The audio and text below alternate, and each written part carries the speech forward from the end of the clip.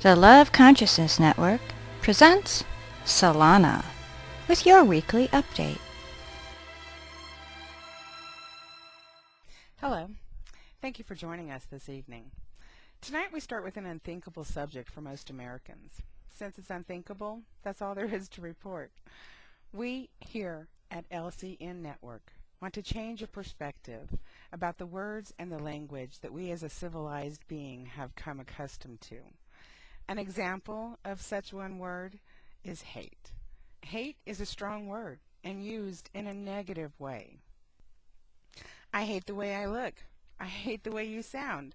I hate broccoli. So many different ways to use the word with really only one meaning. So it's really your thought about the content, i.e. subject matter, that you take issue with. And that thought has given just another emotion a label. We have created so many labels for things, making communication one of the hardest endeavors that we as a society have manifested. And while we meant no disrespect to broccoli, we hope to change that. We here at LCN want to challenge you to change your language in your mind. Before speaking them, we want you to think about the words. And when you're thinking about a negative word, like hate, change it to love.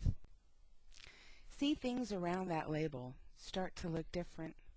By changing your thoughts about the issues and the emotions attached to them, you change the dynamics of the frequencies you are emitting. Thoughts are things manifesting in your reality. Take these events that have happened over the last few weeks. China experienced earth-shattering moments during the 6.5 earthquake on April 13th. Yet another in a series of earthquakes that have rocked Mother Earth's crust. These earthquakes happen all the time, as this Earth is made up of constant moving plates, with growing land masses in an orchestrated rise and fall of its own making. I mean, really, if Mother Earth decided today that she was done with us, what would we really do about it? I mean, really, what would you do? Yet here we are, fed this information of transformation of the Earth in a context that is meant to cause fear. Using words like devastating. Again, we ask you to look at the labels we have put on the natural changes the Earth goes through. It is sad when we lose lives, but that doesn't mean that we have to attach a fear that will cause an emotion, that will cause an issue, such as 2012. Just the mention of the year makes a shiver run down most people's psyche. Again, because of the language we have been taught and memorized.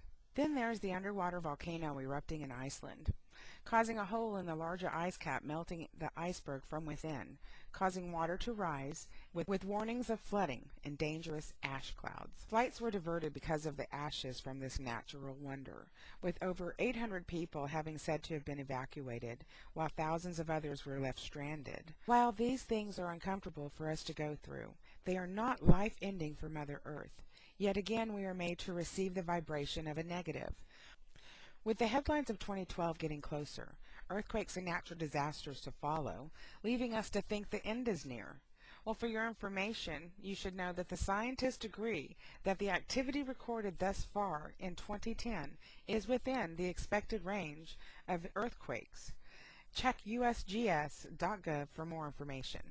During the same week as the earthquakes and volcanoes, here in the States, commercial airline travelers were complaining that airlines are charging too much for their luggage, and that some airlines are considering charging for carry-ons.